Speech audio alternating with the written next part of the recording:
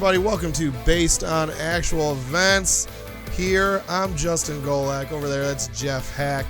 We're going to go ahead, like we always do, take a movie, take a historical event, person, activity, period, related to that movie, and we discuss both. So we got a good one coming up this episode. We got Rambo, which sounds like it would be a first movie, but it is a fourth movie. We have First Blood, then Rambo, First Blood Part 2, and then Rambo 3, and then Rambo, which is the fourth movie in the Rambo series.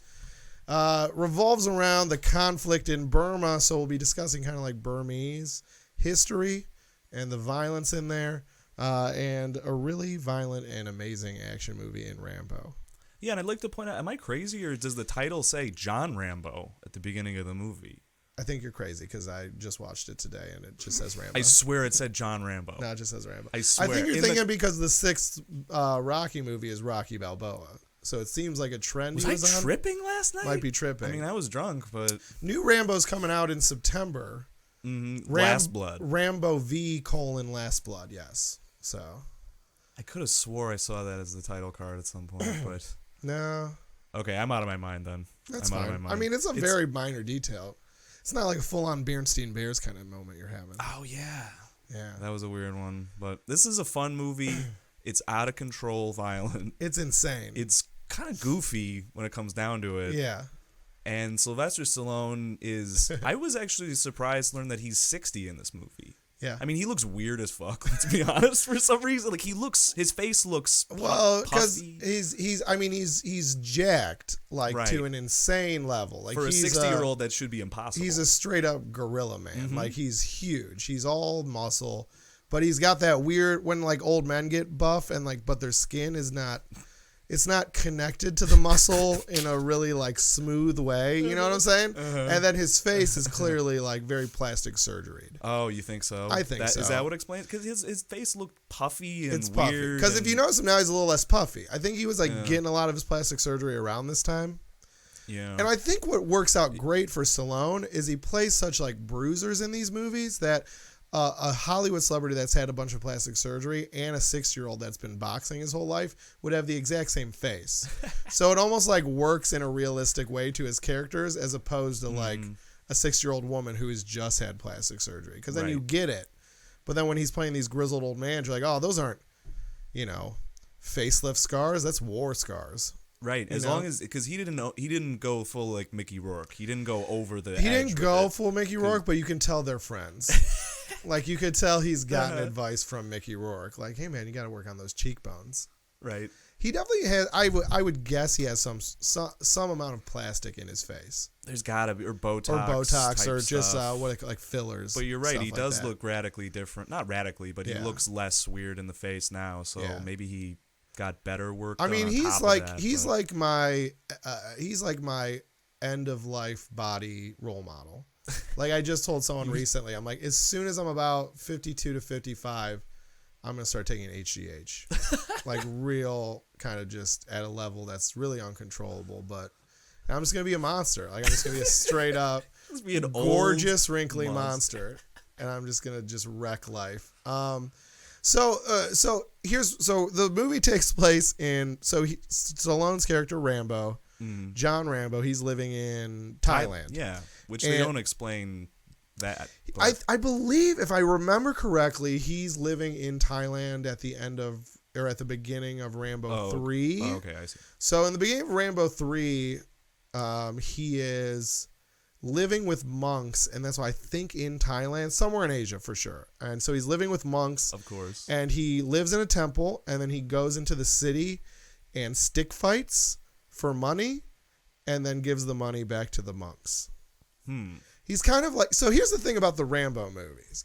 The Rambo movies suffer from what I like to call Born in the USA syndrome, where it's like Born in the USA is not a patriotic song, but it's used as such because no one listens to the lyrics. Right. Rambo is always like put on these posters with like a big American flag behind him, and he's thought of this like jingoistic portrayal of like just America war imperialism, but really like the whole sentiment of the series is relatively like anti-war and kind of like anti-US government to a certain extent. Oh yeah, in the first movie he's fighting the cops. He's fighting the cops because of the PTSD he suffered in Vietnam War. Mm-hmm. The reason he's in town is because he's visiting a friend who has died of cancer from Agent Orange exposure. And fucking Brian Dennehy and the rest of the cops are just being such douchebags. For no apparent reason. For no reason. And it seems like it was meant to be an allegory for the way that the society reacted to Vietnam veterans coming home in general. For sure. Of thing, I would 100%, think. yeah. It's been a long time since I saw the first movie, but yeah, it is super anti-establishment. He's an anti-hero, kind of anti-authority figure. So I think the way a lot of people think of these movies without seeing them, or like maybe haven't seen them in a while or whatever, is it's just going to be like some country is bad and I'm Rambo and I'm taking over your country. But it's like not really that. And that's why like this movie is kind of like he's always kind of just like looking for this reconciliation of his violent past and kind of the way he feels now. Right. You know, and I feel like that's kind of how this movie sets up. Like he's in Thailand wrangling snakes. Yeah, which is an odd profession. Yeah. I don't know why do they need this? He would sell them to a dude and the dude would just go like, thanks. He would get pythons. I think cobras. Or was it cobras? Both, because at one point he goes like, bring me pythons next time. I have too many cobras or something like that. So he brings them snakes and then he gives them to a guy and then there's a guy in like a little ring, kind of like wrestling the snake, like charming, like snake, like kind of just going like, just basically like playing with the snake, right, for the entertainment of like an onlooking crowd. So it seems like he's the snake wrangler for this snake entertainer guy, which is a nice little niche profession. It's a weird. Thailand, I assume, has a weird economy, mostly based on snakes and sex trafficking. It is a snake, sex trafficking, and weird boat guy. Yeah, because that's his other job, is that he's like the boat guy, the boatman, who the British SAS guy keeps calling him boatman. I think that might be the best character actually in the movie. Yeah, that Cockney SAS guy who's just like the biggest dick ever. He is really good. Yeah. Let's do like a quick overview of, so is Burma. So the history of like Myanmar to Burma, is Myanmar the old one and now we're in Burma, or is it the other way? Well, so I'd like to preface this by saying this of the 5 episodes is the subject where I have the least amount of knowledge and expertise. Okay. That's partially just because it's a really mysterious country. The broad outline of the history of it is I got pretty much down. Gotcha. But the naming thing is weird. It was called Burma in British colonial times. It's kind of an exonym, or a name, created by the British. It's the name of the main or predominant ethnic group there. In 1980, the military junta that ruled the country still essentially rules the country. Yeah. But it ruled since 1960, only 12 years after independence, officially changed the country's name from Burma to Myanmar. Okay. Myanmar is a type of sort of apparently like ancient name for the country. Gotcha. Back when it was ruled by a dynasty called the Pagoda dynasty. But some people don't accept that as legitimate because they didn't accept the military dictatorship as legitimate. And so if you're not a legitimate government, you don't have a right to change the name of the fucking country necessarily. So there's not even really like a strong answer timeline-wise. It's kind of still both, depending on who you ask. Yeah, I mean, it's usually on most maps and globes, it'll say Burma in parentheses underneath. Okay. But officially, and as far as the international community is concerned, it's Republic of Myanmar. Okay. Yeah, for the most part. I mean, there are some opposition groups would still want to call it Burma, but in a sense, it's meant to be more inclusive of the many ethnic groups that reside. And so, and it's about, like we said, it's like on the border. It borders Thailand. It's kind of basically like Southeast Asia, and it has like a water border. Like it borders on the east. It's on the whatever. What body of water would that be? Well, to the sort of south. Well, it's sort of the Bay of Bengal. Okay. It kind of goes on a diagonal line going from west to east. Okay. And then to the west is Bangladesh and the Ganges River delta. To the north is China, and actually to the northwest as well as India. It's the part of India that comes up around Bangladesh and is connected to Bangladesh by a tiny, if you look at a map, little corridor of Indian territory that goes between Bhutan and Bangladesh. That's like, I think its narrowest point, like 12 miles wide or something. Oh, They call it the Chicken's Neck, and then that connects to another huge chunk of territory that kind of goes up to the north and northeast of Bangladesh, and borders Burma to the northwest, and then China to the northeast, Thailand to the east. Okay. So what do we have going on in Burma? Are we in like a kind of like a sectarian violence situation? Is it just like a lot of groups jockeying? I guess you could say that. So what's like so you have like the Burmese Republic of Myanmar government, and then so in the movie, again, like let's connect to the movie, the Karen people. Mm-hmm. Is that like a big player, or was it like amplified in the movie? Because that's like your main. So these missionaries, they go to rescue the Karen people from like the oppressive Burmese military, and there's these Karen rebels that kind of like help the cause at certain points. Is that kind of the situation that's going on? Is that like the main opposition group to the government? It's not the main one. I mean, there's several small ethnic groups that have to varying extents control over their own territory. Yeah. Several of them have very active insurgent groups. In a couple of cases, they have basically what amounts to peace treaties with the central government that allows them to basically run their area as an autonomous region where the central government doesn't really have control, and they have their own military, their own laws, essentially, their own taxation. Okay. There's one on the border with China that's essentially become kind of like this weird in-between, like Wild West region between Burma and China, because in both countries gambling is illegal. Okay. But the central government has no control except in theory over this area. So there's these huge casinos that are just it's like tolerated. The Hammond, Indiana of China. Absolutely. It's yes, like you just exactly cross the border and then mm-hmm. you just go bananas. It's flooded with Chinese tourists every day. And can I say something? Yeah. Asian people love to gamble. It's the one time I went to a casino, I must say there were a lot of Asian people there. Every time I've been to like every Asian person, like their family, like they gamble, like they love to gamble, which I love to gamble. So I'm a big fan of Asians in that way. It's like, let's go to the casino, baby. Do you love to gamble? I do love to gamble. Wow. It's just such a like, it feels bad. Like, how can you keep going back after losing money? Because you win money and then you're like, oh, I'm gonna win again. Don't, I usually do. You do? Sometimes. The horse races and stuff. I don't really. I used to bet horses when I was in high school, because you could bet at the track when you were 18. Yeah. So that was nice. Casino's 21. And then you could go up to Canada when you're 19. And now I'm 34 and I can go wherever I want. That's true. Nobody stopped. You can't be the president yet, though. That's the one restriction. Yeah. By 34, but I think I can, right? Because 2020, don't I just have to be 35 by inauguration day? Yes. Yeah. So, what are we in now? So 2020, September 2020, I'll be 35. Are you making an official announcement? This is my announcement. No, man, I'm just gonna be Andrew Yang's VP. That would be fucking sick, actually. That would also just be a good opportunity. I'm going to talk him into $2,000 a month. Hell yeah. yeah. 1,000 is not nearly enough. Yeah. But to circle back to so the Kachin people are about 7% of the population of Burma. They're one of the major ethnic groups that's in armed opposition to the government. Yeah, okay. On the border with China. with Thailand. Or Thailand, okay. Mm-hmm. And so that's not the gambling place you're saying? No, that's not the gambling place. That is. What is the name of that ethnic group, if you know? Or is it like a specific ethnic group? I believe it's the Chin, if I remember correctly. Okay, and then or is it the Kachin? Well, you just said the Kachin was the Thailand one, the Thailand border one. Oh, I'm sorry. No, they're the I can't. There's the Chin, the Kachin, the Karen, and I tend to keep mixing them up. Are they? But they're the Karen in the movie. That's what they refer to them as, the Karen people. Yes. That's okay. Yes. And is there like any sort of, is it like Middle East style where there's like a religious divide? Because I feel like absolutely. I've heard that the Karen are like highly Christian.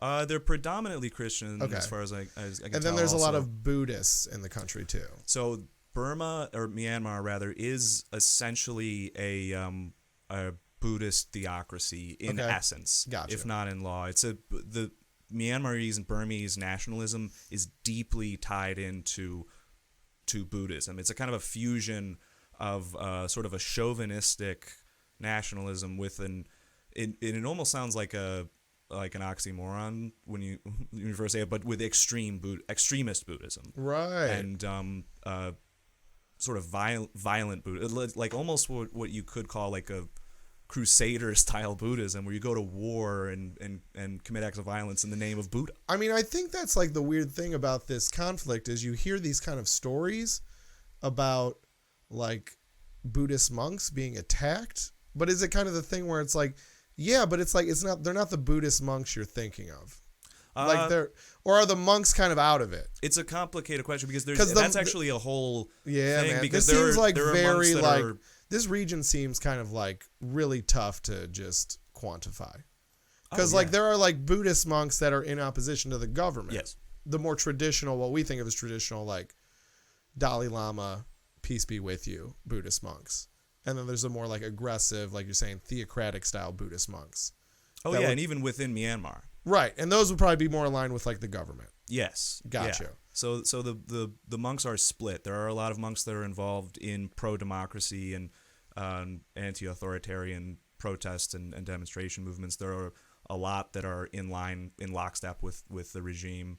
But I mean, going back as far as you can go to the Art Institute and see Buddhist war statues, like depictions of Buddha in his like war god form. Okay. From Burma and Southeast Asia in general, from as far back as the 11th century. Hell yeah, what does War Buddha look like?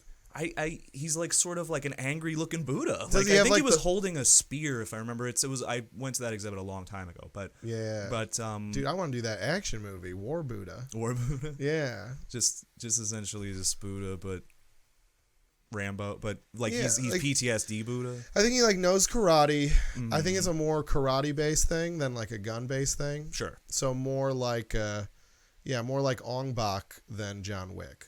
That's I what don't I'm know thinking. Ong Bak. Oh, you should watch that. Yeah. I don't know if it has a historical context. I don't know if we can do it for the pod, but you should do it for your life. Just for life. So the Karen people, what is like? Are they a big population group? Because again, like in the There's movie, about 1.5 million in Burma. okay, because in the movie it makes them seem like maybe they are the main opposition force to the Burmese government. Would that be true? No, it wouldn't be true because there's so many of these little groups there's a bunch. The four that I named earlier are about in the same neighborhood of proportion of the total population, and they each are fairly localized in their own little regions. The Karen region is. I mean, and also they're remote. These are basically hill tribes. Right. That's what the it southern seems like. part It of seems like Burma- just a bunch of kind of like farmers and small villages. These are extremely remote places. Mostly in the interior of Burma.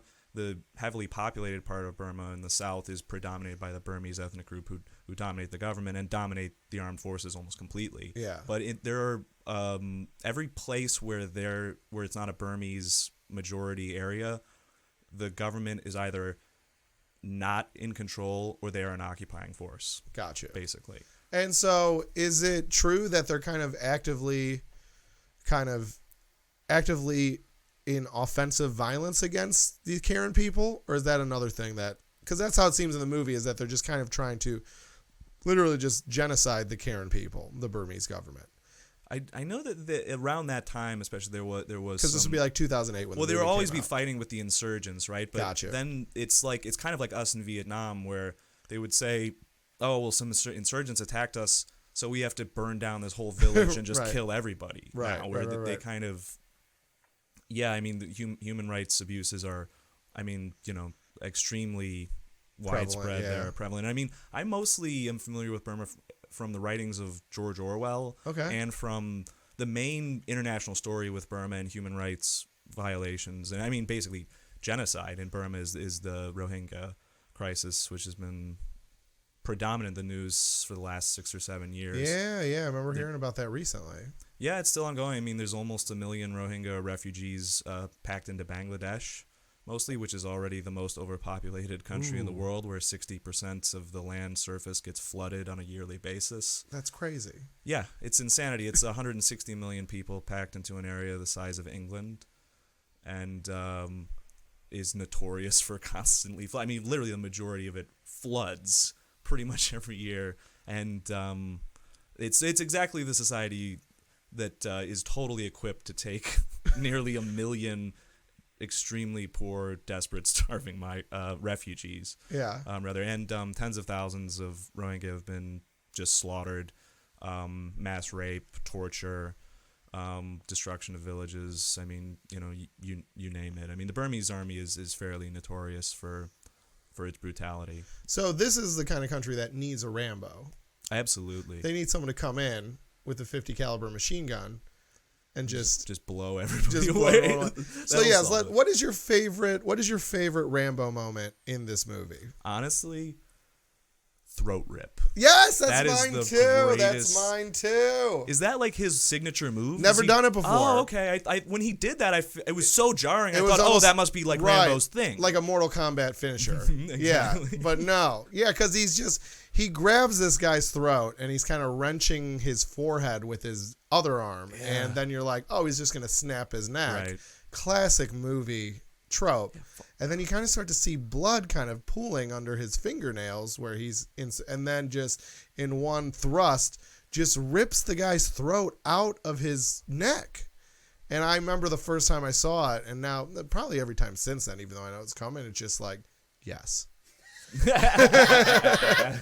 The anticipation. Have you seen MacGruber? Yeah. I think that's where they got that, right? I'm assuming because MacGruber was 2009, and I'm like, Yeah. that must be where the throat rip comes from. Why Makes that's a sense. recurring bit in MacGruber. I wish more movies copied it because it's so good. Honestly though, another one I love is when they just have a close up of the Burmese soldier right before the last battle, and you just see in the background Rambo's head just come up like a rabbit out of like a little hole, and then it just soft focuses, and then it auto focuses in on him, and then just machete head cut off. Mm-hmm. Yeah, the machete I wasn't prepared for. Does Well, he use that in the other movies? He's like a knife guy, but this is the first time he has because he makes the machete himself, which is, I think, great. Because remember, he's pounding it the whole time, Oh yeah. I didn't even and realize he's kind he of was like talking doing... to himself, and he's like prepping himself up. Talking Yeah, and about, by the way, like Rocky IV, a lot of reuse of previous movies footage. not in this as movie. much, but Not as much. definitely there is definitely a montage. There's a couple of them. Yeah, Where they show shit from the last 3 or 4 movies, and I'm like, yeah. but it's like a bad like sepia tone. But the part that was really like mind blowing to me was when they flash back to something that happened in the movie fucking 4 minutes earlier. Yeah. when he shoots the pirate guys Right. on the boats, and then literally 2 scenes later he flashes back to that in like bad like Instagram filtery looking it's like, flashbacks, and I'm like, we just saw that. Yeah. We know what happened. Yeah, it's like Inkwell, I think, if you're an Instagrammer. That's the one. Yeah. Yeah, man, I don't know. This movie, I think, has just so many good kills. Yeah. It's really tough. I mean, I think the throat rip is great. I think the machete decapitation is great. I think just him on like a Jeep-mounted 50 caliber machine gun just mowing down people. Mm-hmm. I mean, it's just so entertaining. It's satisfying. I mean, I feel like that's how every movie should end. That's how the new Avengers Dumbo. should end. Is Rambo should just come in And just kill the Avengers with a 50 cal. Yeah. That would be Yeah. a fucking awesome post-credit scene. Yeah, Just that do is what the post credits is for. Just him like Just mowing them down. mowing him down. Oh, so good. Yeah, and then you have Schoolboy, who's so basically he takes these Christian missionaries to Burma. They're there for about 12 hours, and then that village is raided by the Burmese army. And some of the missionaries are captured, taken back to the base, and so Rambo is informed by someone that basically someone from their church, it seems like, or their congregation or whatever, is going to pay Rambo to boat a bunch of mercenaries up to rescue these people from, the people that have captured them. So that's why, like, unlike the other Rambo movies, we have a cast of, characters. We have a little mercenary army. We have Schoolboy, who's the sniper. Then we have that's, I think, honestly, the only name I'm going to remember. Right. And then we have, like, an Asian guy who's cool, a Hispanic guy. I think his name is, like, Castro or Ramirez or no. Something. Yeah. And then, so Asian guy, Hispanic guy. We got, like, a guy, like a Southern guy Yeah. with, like, a metal tooth. And then, the Cockney British guy. Cockney SAS guy, Yeah. Special Air Service, which is sort of like kind of their Navy SEALs. Okay. But then the other guy, Schoolboy, is SBS, which is Special Boat Service, which actually I think is closer to Navy SEALs. Whatever, like As Schoolboy describes it, great soldiers, but real egomaniacs, I think he says. Yeah, So- well, yeah, that would make sense because the SAS are considered like the elite of the elite. They're kind Gotcha. of they're Britain's main counterterrorism unit as well. And they're their thing is like we show up on a helicopter and just fuck you up. Yeah. The Special Boat Service is like we show up in a little boat and we like have We a show little up on a boat. You guys need some help, guys? Here's our boat. So like, yeah, and so it comes together like you said. Me and my wife were watching it, and for preparing for the pod, and because we kept joking because the Rambo wants to go with the soldiers to go, look for the whatever, and the Cockney's got, you're the boatman, you stay with the boat, and he's like, no, come, and he's like, nah, you stay with the boatman. He's like, who are you? And then, like, I don't know, me and my wife were just joking. It would be funny if he's like, I'm Rambo. I've had movies about me. I'm Rambo. Yeah, and he was all like, I'm sorry, mate. Oh, I didn't even recognize you, Rambo. Yeah, guys, this Rambo. Of course you can come with us, man. I didn't know you were Rambo. I think I made him Australian there. I'm so bad at accents, it went dude. Australian. I'm so bad. It's so easy to go into Australian though. Do they have? Yeah, it's true. Do they have like a cool Australia? Do they have like a cool military unit? They have any sort of Navy SEAL type? They have a commando brigade. I know that. That sounds pretty badass. It does sound dope. Yeah. Because they kind of go. They went to Iraq with us, didn't they? Australia. Yeah, and Vietnam. People forget, Ooh. which is a tie-in there with. Although there's no Australians in the movie, but there should be. Yeah, they kind of represent everybody else. That's the only just Australia, South Korea, and the Philippines were the only guys who helped us out in the shit. So. I know, and we don't really keep in touch with any of them besides the Australians. Grew apart. Yeah. South Korea's pretty all right. They are South Korea. Do they do Samsung? Samsung? I Yeah, I believe that's South Korea. So no? yeah, okay. Or is it Finland? No. Or Nokia is Finland. That sounds right. Sorry. Yeah, you're correct. So yeah, I guess the only one that we've really had a falling out with is the Philippines because they kill all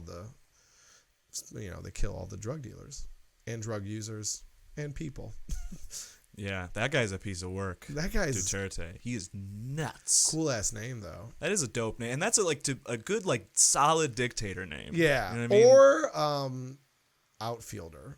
Ooh, yeah, It's a good baseball player name. Pop fly to Duterte. Yeah, exactly. Oh, and that's going back to the wall. Duterte brings it back. Yeah.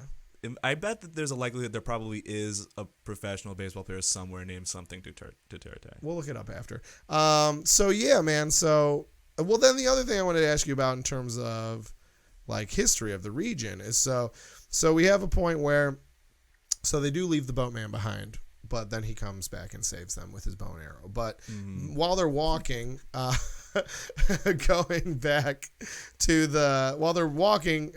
to like where these missionaries got captured, and then, going from there to where they might be being held, they pass a giant bomb, just like an old bomb in the middle of this jungle.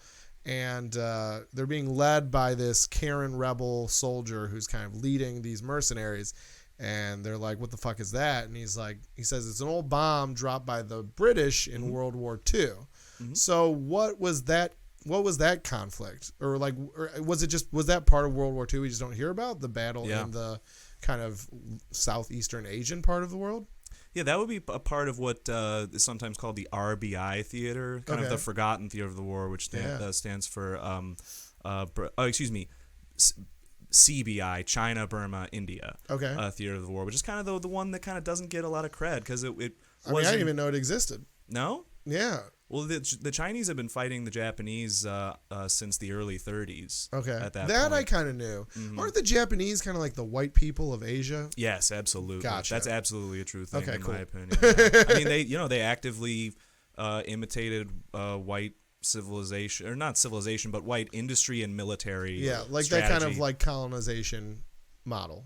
They said we're gonna colonize ourselves in a sense before you can do so to us. Gotcha. And they brought in Prussians and kind of like the Germans. way like Eminem won the battle at the end of 8 Mile, where he like made fun of himself And now he's like, tell them something they can't say. Tell these people something they don't know about me. That's and then right. tosses the mic, and then anyways, no. The Meiji Restoration is a 1-to-1 ratio with Eminem's. I've heard film that career. 8 Mile had like a lot of historical allegories that a lot of people missed. Is that true? Oh, okay. Fucking with me. But yeah, they brought in Germans and Prussians Prussians and then later Germans to basically, design their army for them, modernize their army, and brought in the British to modernize their navy and built their first series of ships for them. They purchased them from the British. Actually, they first were using French advisors to modernize their army, and then the Germans kicked the Frenchmen's butts in the Franco-Prussian War, and they said, "We're switching the other guys. We thought French." That's when the French started to lose their credibility. It's a seller's market at that point. So you mean that's kind of the war then? Is that what set the tone for everyone thinking that the French have never won a war? Pretty much. Yeah. I mean, then when it happens the second time in World War II, then it's like you're stuck with it. But yeah, Japan was attempting to create something they called the Greater East Asian Co-Prosperity Sphere, the centerpiece of which would have been China. Right. They already controlled coastal China and had puppet states in Manchuria and in the border region with Mongolia. They occupied French Indochina when France was defeated in World War II, because how are you going to stop us? Yeah. The Germans just kicked your ass. You can't. So they just marched in without firing a shot and took over all of Vietnam, Laos, Cambodia, and then put pressure on Thailand to allow them to base troops on their soil, and basically made Thailand into a puppet state, invaded Burma through Thailand in late 1941 when they went to war against the United States, Britain, and the Netherlands simultaneously. And so the Japanese invaded and actually occupied all of Burma and actually made it into eastern India. Gotcha. So the war, so these bombs that were being dropped by the British in Burma is referenced in Rambo. That would be essentially in the World War II, I guess, through the World War II lens, it would be the British Allied troops against the Japanese Axis troops but just in Burma. Absolutely. So it wasn't it was a British colony. Right. So it wasn't the British at war with the Burmese people or the Burmese country. It was more through them to the Japanese. Who were, they were bombing the Japanese forces. Gotcha. In Burma. The Japanese overran Burma relatively quickly. India was underdefended because the British were spread so thin, and they almost took over all of India, although Burma was made a separate colony in 1937.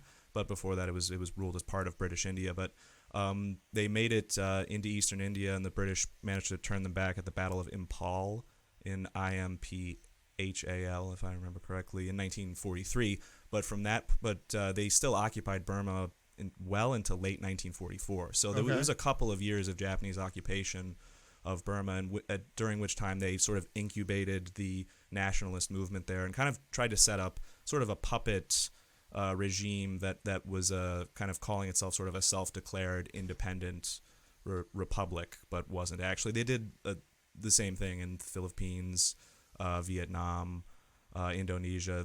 They once they realized the tide of the war was turning against them, they sort of set up puppet independence movements and claimed that they were independent countries now, but they were under Japanese occupation. Those regimes had no power at all. They were exactly like Menggu Kuo and Manchu Kuo, the puppet states they had created in northern China. But it helped inflame the nationalist movements, helped press the fast forward button to some extent on the fall of the British Empire in East Asia. I mean, to some extent, to a massive extent. The 1-2 punch of World War I and II is what did it. And actually, the father of the current prime minister, the first civilian, essentially, prime minister in since 1960 in Myanmar was the guy that the Japanese made their sort of puppet president of quote unquote independent Burma before the British reconquered it from them. Yeah. So now I think this is interesting. I don't know if you know. So the main bad guy in the movie, who I think it's funny that they so the main general, it's General Tint in the movie. Which is so close to taint that I can't resist. It is one letter away. So Tint, he's like the main bad guy. He wears aviators, smokes cigarettes, watches people get massacred, plays little gambling death games with people's lives, massacres villages, rapes women, kills children. So that you'd think that would be enough to hate Tint. But then they'd have to imply that he also fucks kids. Oh yeah, there's like weird like there's a weird part where there's a pageant of like young girls. Well, and they're no, like it's throwing shit at them. Yeah, but there's one point where so that's for the soldiers. Right. That's them. They have their little lady dancers, and then he's in his little cabin, and a little boy comes to his door, and then he just opens the door and kind of welcomes him in. Ooh. And then a bunch of stuff happens, and in the morning the boy just walks out. That went right past me. Yeah. I guess there was nobody getting shot in those scenes. It was in the graphicness of this movie, it doesn't stand out because it's like literally the one thing subtle in this Rambo movie. But it just always struck me as funny because like you already hate this guy as a character. Like it already does all the action movie tropes make you hate this guy, and then they're like, by the way, he also fucks kids. It's like, well, now this is too much. Right. Now he can be killed by Rambo. This is not a movie where you're not sure what the writer wanted you to think about each individual character. Like it's so clear, like when Sly like really hates a character. Exactly. Or like the main doctor guy, like he's such a weenie. Such a weenie. And like he literally is mad at Sylvester Stallone for saving their lives from pirates. And you're like, what the fuck? What do I gotta do? It is funny, like when they get to Burma and they unload, and he's like, I know you think you did the right thing back there, but I'm gonna have to report this. And I'm like, to who? Exactly. Like I used to imagine him calling like 411. Like his or 311, like his local hotline. Yeah, like when you call on someone's parking. Hi, so is this the Chicago Municipal Helpline? I just would like to report 3 murders in Burma, in the lawless border region that's controlled by insurgents. Yeah, so we were taking a boat there by a man named John. I didn't catch his last name. I called him Boatman. Yeah, I called him Boatman. He shot 3 pirates. Hello. Who were threatening to murder and rape us all. Yeah, and I, as I say, it's never okay to kill. What the fuck? But then he ends up killing somebody. Which I think is a nice character arc for him, that he learns the value of bashing a man's head in with a rock. It's not like he even shoots somebody. Yeah, he goes from murder is wrong to bashing someone's head in with a rock. Right. So he like jumps on the dude's back and starts fucking nailing him with a rock. And I'm like, dude. And I think it's funny. I don't know. I just think it's funny. I just imagine him and I guess his wife, are him and the Julie Benz character like married? I didn't think so. I thought they were kind of trying to set her up as the love interest. Like he's clearly is soft for her or something. Right. And the dialogue between them Christian sexy feelings towards each other, where it's like kind of palpable, but they haven't touched. Right. It's just all tension. It's just all under the surface, just waiting to boil over. Yeah. But he goes like, he's like, what do you do for a living? And she goes, I'm a teacher. I teach 6th grade. He goes, so that's why you ask so many questions. I'm like, what does that mean?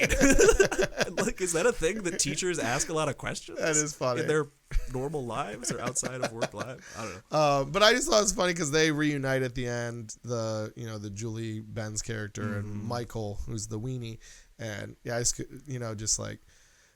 imagine them taking like their boat ride back to Thailand to leave, and they're just, gone through this traumatic incident, and she's just like, that was crazy. Like, man, we were like tortured and almost killed, and he's just like, I fucking killed a guy, man. Like I have the taste for it now. Like I want to do it again. Like, not only do I feel bad for talking shit to Rambo, I get Rambo now. Like I want to move to Thailand, hunt snakes, and just cut people in half with a .50 caliber machine gun. Like I have a taste for blood now. Ooh, that's gonna be the big reveal of the last Rambo, is that he's the antagonist. He's the antagonist now. Like he's after Rambo. Yeah, because he has the lust for blood now, and he wants to bring it. He wants to bring the serial killing back full circle. Yep. And killed the man that started his killer's journey.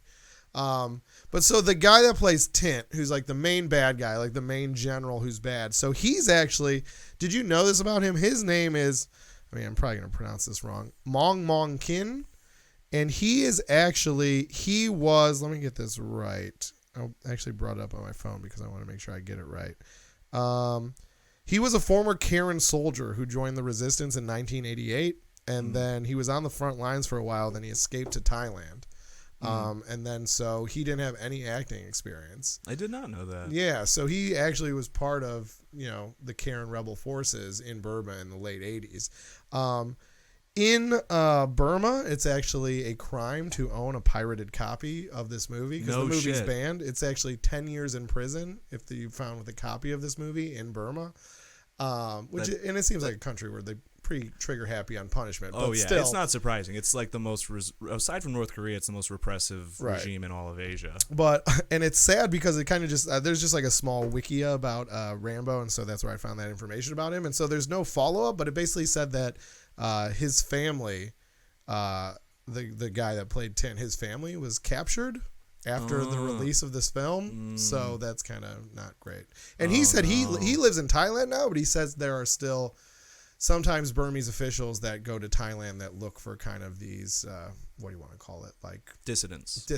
So he says he's kind of like in fear for his life, but I don't know. He was in a movie in 2011, so hopefully he's doing okay, but nothing since then. So, but I just think that's kind of, again, like for a movie that's like surface level, just kind of like a fun little action romp. I don't know. I thought it was kind of cool that they used like a former, Burmese, like anti-Burmese government rebel. Oh yeah, absolutely. And you can tell Stallone is very sympathetic to them. Yeah, and they're, so I know you probably watched this movie maybe on the download file that I gave you, but I actually own this on Blu-ray. No surprise if you know anything about me. But there are some featurettes where he talks about how he was just kind of looking for just the country with the most egregious human rights violations in the world at the time, and he saw Burma and he thought that was the case, and kind of coupled that with the fact that no one was talking about it, and he was like, that's what we could maybe shine a light on by making that kind of the background for the fourth movie. Wow, he's like much more woke than we thought, I guess. Yeah, he's woke as fuck, man. Sly's woke as fuck. Yeah, Sly's great, man. I don't know if it, how much does that work in general? Just like, we're going to bring awareness. Yeah, I guess it ended up getting this guy's family imprisoned and possibly killed. Yeah. So. But I mean, and that's why he said he wanted to do, the guy did it voluntarily for that reason, not for his family to get, hopefully not, but possibly murdered. But he's like, I don't think anyone knows about Burma, so I'd love to be in a movie that kind of shines light on the situation. So. Yeah, I mean, actually, cynicism aside, part of the reason why Burma started to open up and rein in the brutality a little bit and kind of open the society up a little bit more. Society, I said society. It is because of the international attention on it. Yeah. I mean, it was known as like almost a mystery to the outside world because for the longest time, no journalists were allowed in ever for any purpose. And so it just wasn't on anyone's radar. No one knew this shit was happening necessarily. And to shine a light on it has helped because right after that's when things started to open up. In 2010, they've let Aung San Suu Kyi out of house arrest and started sort of negotiating with her. She'd been in house arrest for over 20 years at that point. For what? Was she just a dissident? Just being an opposition leader. Okay. Yeah, she was the head of kind of the pro-democracy movement or the main pro-democracy sort of organization in Myanmar. And now her exact title is, I can't remember, something like General Counsel or it's equivalent to Prime Minister. It's essentially all right. So let's take the cynical hat off and let's just put on the hat that says Sylvester Stallone in Rocky IV ended the Cold War, and now in Rambo 4 ends the Burmese Civil War. That's what did it. It wasn't the protesters in the street. It wasn't the students. It wasn't the demonstrators. Stallone. We owe you so much. The people of Burma owe you. And apparently Rambo 5 is about cartel violence in Mexico. Oh, no shit. So that's actually a brilliant idea. So, maybe he can end the opioid crisis. Yeah, basically. He's just essentially just a savior for all humanity, really. I mean, yeah. In Rambo 2, what does he do? I always forget, but it's the same thing. Like, he goes to Vietnam to save POWs. Oh, okay, so it's like a deer hunter kind of thing. Yes, but like with exploding arrows. So why weren't there exploding arrows in this one? There weren't, but there was. He shoots the guy with the arrow and then falls onto a landmine and blows up. I think that was like an homage to 2. Wild. If I remember correctly, he definitely shoots a guy with a exploded tip arrow and he blows up. Mm-hmm. I forget if he shoots down a helicopter with one. Anyways, but then there's some I forget. I really should have refreshed for this pod because there's some point where the guy that sends him on the mission, I think he was supposed to fail, and basically because I think he gets all the POWs to this drop point and then the chopper comes and then kind of like flies away, and kind of Rambo realizes that the guy that sent him basically like on a suicide mission for some sort of reason. But again, like I don't remember the exact thing, but he basically ends up going to where this general is housed in this kind of like giant kind of barracks kind of HQ kind of center, and just takes his machine gun and just shoots up everything because this guy kind of screwed him over. So again, like I said, like every movie, it's just very kind of like anti-war machine, like anti kind of imperialism, kind of not, I wouldn't say it's like anti-violence, but just kind of like, I think the moral is violence solves everything. Well, it's like kind of the ultimately. idea. Well, it's kind of the idea of, I think it's just, it's kind of like, I really like this movie. I mean, I think most of the writing is hack, not hack, but just like action movie trope. But like, I think there are some cool lines, and maybe it just helps when they're given to an actor who is not Sylvester Stallone. But I like that Cockney guy when he does a lot of, references to good and evil, especially in reference to the fact that they're going to save these kind of, like I said, like, peace loving in a very weenie like way, missionaries in this violent country that they think they can, save with penicillin and hugs, and versus the kind of just complete just dark cynicism of Rambo. I think those are interesting kind of through lines that are an interesting way to look at kind of conflict overseas. Oh yeah, absolutely. So, and I will say the part when he goes when he's asking him to in the beginning to bring them up the river or bring them into Burma, and he's like, "You bringing any weapons?" And he goes, "No, of course not." And he goes, "You're not changing anything." Yeah. That's a great line. It's so great to actually remember that from the trailer for the movie 11 years ago. Yeah, I mean, it's a great, I like that line, and I said a lot, I like the Cockney guy, the SAS guy, when he goes, well, there's 2 points. There's when they're on the boat going in, and he says like, they send the devil to do the Lord's work, and then he slams the weenie guy to the ground after saving him because he's being a weenie. And then he goes, Jesus didn't save you, I did, and I think that's like another kind of just playing this kind of ultimate violent cynicism versus ultimate peaceful, optimism, and kind of, I don't know, I think Rambo at the end kind of tries to tie together in some sort of middle ground that is definitely leans dark, but kind of, I don't know, maybe realistic. I don't know. It's just like, I guess it's when he's making his machete, and it's kind of the idea that I like that's like, he kind of has this speech where he's talking, this monologue where, like, I mean, it's an internal monologue. He's not talking to anyone, but basically saying like, I like to blame the government for making me kill those people, but I liked it. Like I'm a killer. Like that's what I was born to do, is kill people. So kind of saying that like, well, if that's what I'm supposed to do, if that's what I'm designed to do, if there is no such thing as like pure peace, if there are people that are just born to murder, well, maybe I can point that and use that skill to save people. I'll have to murder some people to do it, but there are these jobs that exist. There are these things in the world where you kind of have to murder to save, and that's what I'm for. And if I use it for that, maybe it's not all for naught. And maybe that's kind of how he's trying to reconcile Vietnam, where he kind of started being a murderer, was like, well, there I feel like I murdered for wrong. So maybe my redemption isn't to be peaceful, but to murder for good, and kind of recognize that's what I am, and stop blaming it like they brainwashed me or they did all, because that's kind of what the first couple movies are about, that they kind of like basically like brainwashed him and turned him into this trained killer. And now he's kind of saying like, nah, I think I am just a fucking killer, but if I can use it to help, then maybe it's not totally bad, which I think is this kind of blend of the dark and the light. It's still pretty dark philosophy, but Yeah, very well put. yeah, and that's why he goes to the extreme of I'm going to be a monk essentially and just, Right. Be a hermit. But it's like the Godfather. He's like Michael, just when he thought he was out, they pull me back in. Right. And he realizes if I'm going to be a killer, I'm going to be a killer for good. right, And that's kind of the philosophy of the movie, is that violence is necessary Right. in life, because the Christian principle that opposes that, which is turn the other cheek, love your enemies, don't oppose your enemies, is bullshit. I think is what Sly is trying to say. And it's all well and good, and you gotta kind of, appreciate that point of view for what it is. I mean, pacifism is I think morally wrong because I think pacifism, actually it's morally lazy.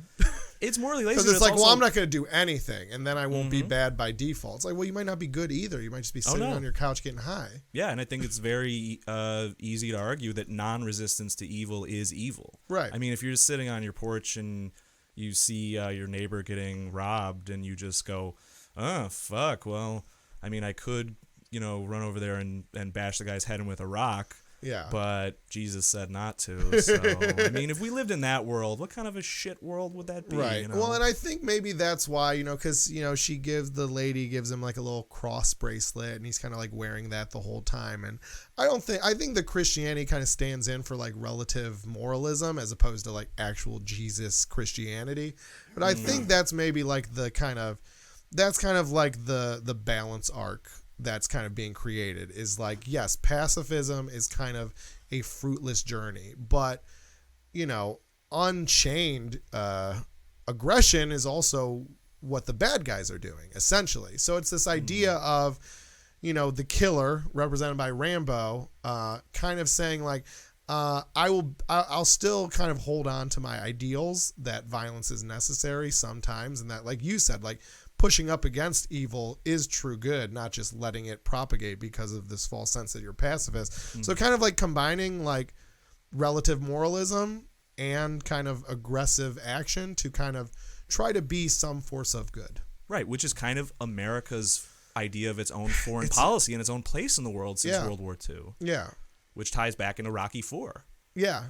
Well, and I think that's what that's, to me, I mean, maybe I'm just speaking for myself and projecting it to more people, but I guess to me, that's what I would say kind of, that's what recent kind of imperial regime change conflict has kind of made me push against, which is the idea of like, yeah, I'm not against if we have the resources going out to help people, but it seems like we're just using the guise of helping people as a ruse to essentially just like steal oil and put in pipelines. So it seems like that is our philosophy, and I don't think on the face that that's wrong. I just think that our intentions are kind of wrong, and that we're kind of lying to the general public of why we're going to these places and bombing them. Yeah, I think the more honest and the more effective, really, people involved in America's statecraft are very open about the fact that when we intervene or where we exert influence, it's because it's in our interest. Right. It's not just altruism. I mean, they'll be quick to point out all the humanitarian aid and the blah, blah, blah. And there is some humanitarian, motivation there. But America does what every sovereign state does. It does what's in its interest. I mean, for sure. And that's totally fair. And that's why I think, again, like all art, it's more of like an allegory as opposed to policy. And that's why I would say that I think that's the only reason Rambo as just an archetype would be different than America as an archetype, because I think that's like kind of what he's trying to say is that character would be the ideal, where he is using his power for good, for kind of pure altruism. Like he's not really getting anything out of it. Like that's what he's saying kind of in the beginning is like, all I'm getting out of this is that I want to kill, and these are people I can kill. And then it helps better people by me killing these people. But I'm not really, like I said, all the mercenaries are getting paid. There's kind of no implication that he's getting paid, maybe getting paid to transport the mercenaries, but he's kind of, this kind of unpaid, kind of altruistic killing machine. Right. So that would kind of be the ideal, which, like you said, like a state can't necessarily live up to those ideals. So that's why I said it's more of like an artistic archetype as opposed to like, actual congressional policy.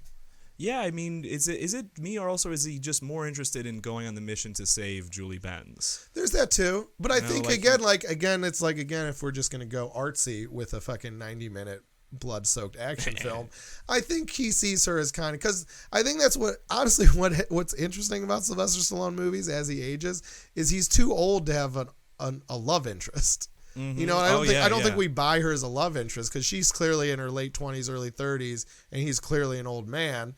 So he has to find some other reason to have like a pretty lady to save other than fucking.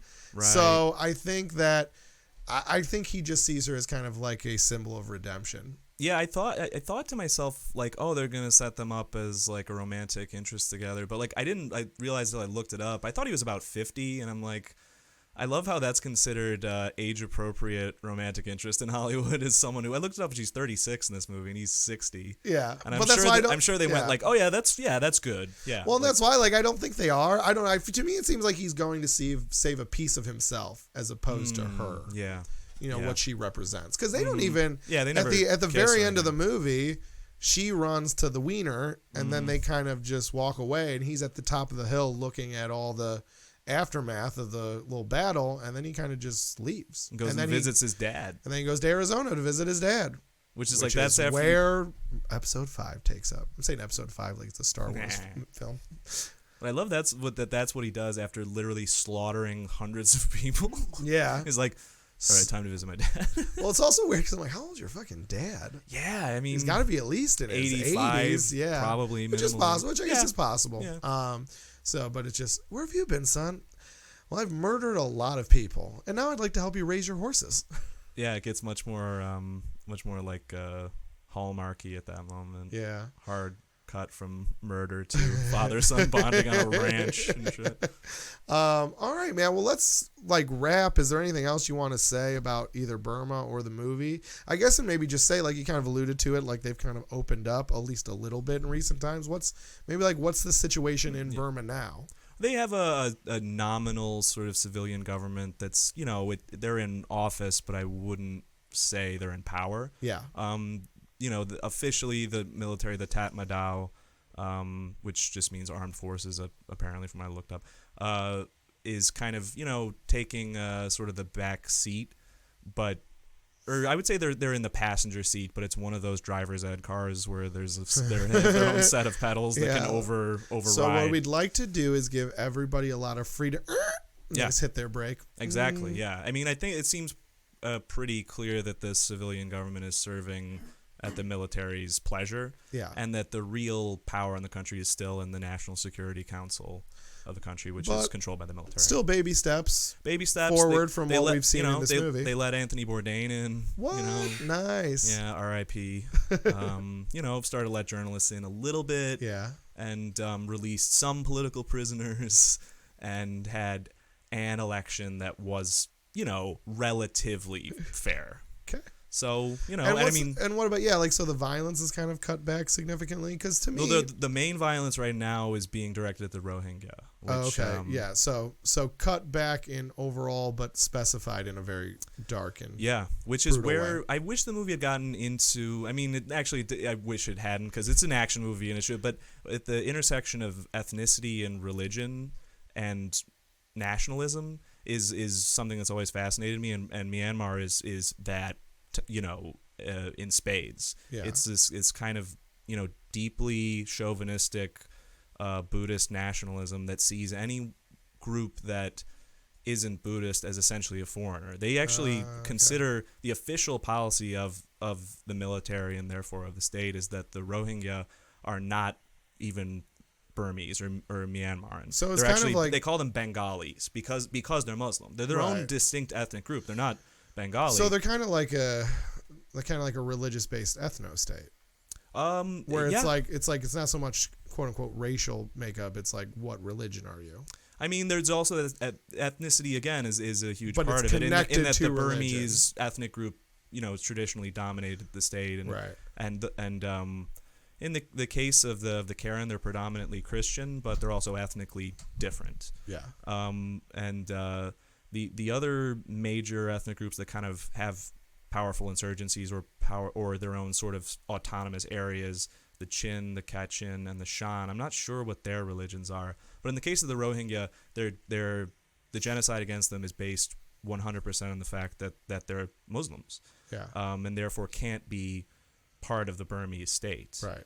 And they just say, they're Bengalis, and actually a lot of their rhetoric refers to them as illegal immigrants from Bangladesh rather, Gotcha. even though those communities have been there for several hundred years at least. I mean, there's attestations from European visitors as far back as the early 1600s of them being in Rakhine State, which is the province where the Rohingya are from, since then, before Bangladesh existed or before there was a sort of citizenship really of the the Burmese kingdom that existed at the time. Anyway, the way that sort of the theocracy of it plays into it is very interesting. Yeah. George Orwell wrote a really good essay called "Shooting an Elephant," and in part of it he talks about how he was a policeman in Imperial Burma, Royal Indian Imperial policeman, and he would go on patrols through the streets, and groups of Buddhist monks would shout at him and curse him and stuff, and it's kind of like where he learned, or it's kind of realized his own theories or his own ideas about colonialism and imperialism and the master-slave relationship, and in his early life where he started to kind of develop this notion that capitalism is wrong, communism is wrong, imperialism is wrong. There has to be something that gets it right, and was always on the side of oppressed people after that point. Well, that's good. But it was kind of this idea where he both understood that he shouldn't be there and that imperialism was wrong, and that also just really hated them because they hated him. Yeah. And the British policy of divide and rule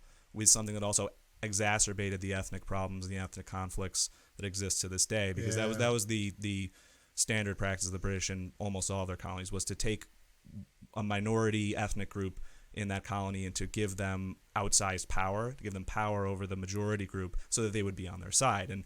And the Burmese were never allowed to join the British Indian Imperial Army, for instance. They recruited from the Shan, from the Kachin, from the Karen people, and essentially garrisoned the country with their own colonial troops from these minority groups that were sort of lording over the Burmese, who were the predominant group, and it sort of inflamed these ethnic tensions that carry over to this day.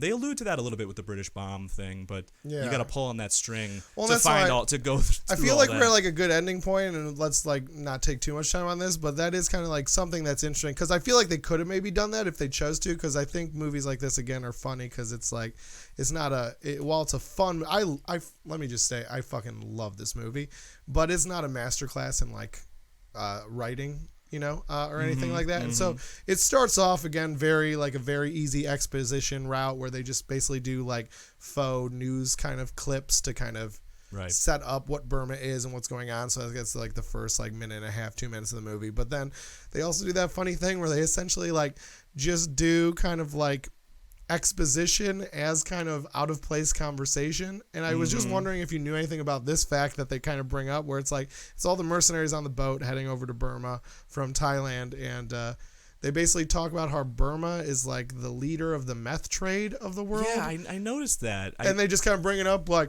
oh man, these Burmese, they sure sell a lot of meth. Yeah, they're the leader. Like, right, like, I thought it was going to come like back out of nowhere, all these guys just jawing about pussy, and then they're just bringing up the meth trade in Burma just as kind of like an aside, as just a way to fit in exposition. So is that something you know about at all, like if that is true? Like that I've never heard of meth. And then it doesn't really come back either. Like I thought that would be a plot point, that they like raid, there's a meth lab or like a gunfight in a meth lab or something like that, but it never comes back. But meth I've never heard of. I know back in the Vietnam era, to connect to Rambo's life experience, there were areas bordering China that were occupied by remnants of the nationalist Chinese forces that had lost the Chinese Civil War, and moved over into these remote border areas in Burma where they were producing most of the heroin that was being brought back to the United States by the CIA and by U.S. military, because they were actually protected by the CIA. And I've heard of heroin coming out of Asia and Southeast Asia, but just like never meth. I always thought meth is either Mexican or homegrown. Yeah, because to me, like meth is so easy to make. Why wouldn't you just homegrown? Yeah. Like why would you import? And I guess they could be. I guess they could be exporting to other countries. Not like we're the only country that does meth, but yeah, I suppose. I know North Korea is big into meth. Okay. They have industrial scale. I don't know why you'd want to be awake in that country, but yeah, right. No, it's for export. Yeah, I got you. They exported it in the diplomatic bag to their embassies and consulates around the world that form the distribution hubs for methamphetamine, counterfeit currency, counterfeit merchandise, all sorts of bath salty kind of weird drugs that they make in government-owned factories. because each We gotta find a movie about that so we can talk Yeah. about it. mm-hmm. All right, man. Well, I think this was a good overview of the movie. I think this was a good overview of the region as best we could. Like you said, like it's not like you didn't research this. It's just there's a certain point where you can't just because information is low. But I think we covered a lot of stuff, including meth and throat rips. So yeah. I think this was a good episode. I've been Justin Golak. That has been Jeff Hack. That has been Stalin. R.I.P. Dave Metz. Thanks for donating him to the pod. Based on actual events, we did another one. Thank you guys for listening. Bye.